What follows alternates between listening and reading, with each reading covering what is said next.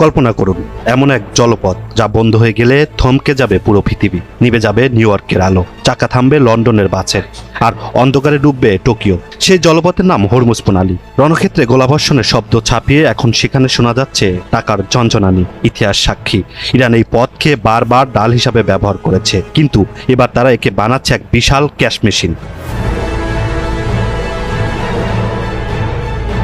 ইরানের ঘোষণাটি অনেকটা বজ্রপাতের মতো। প্রতিটি জাহাজকে দিতে হবে টোল 10 থেকে 15 লাখ ডলার। ভাবছেন এটা সামান্য? তবে শুনুন, প্রতিদিন এখান দিয়ে পাড়ি দেয় 100-ও বেশি দানবীয় জাহাজ। হিসাব বলছে শুধুমাত্র তেলবাহী ট্যাঙ্কার থেকে ইরানের পকেটে ঢুকবে মাসে 4.5 বিলিয়ন ডলার। এক বছরে আয় হবে প্রায় 54 বিলিয়ন ডলার।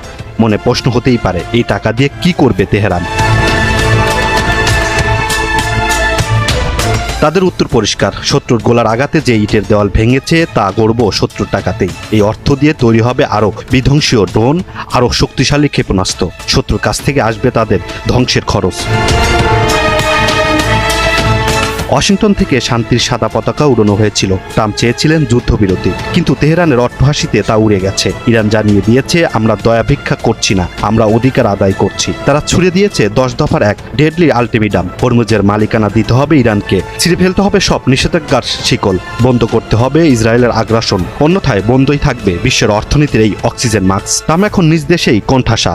গ্যালন প্রতি $4 তেল আমেরিকানদের মনে ক্ষোভের আগুন জ্বালিয়ে দিয়েছে। বিশ্লেষকরা বলছেন, যুদ্ধ এখন আর কামানের গোলায় সীমাবদ্ধ নেই। ইরান এখন হরমুজের ট্রাফিক পুলিশ।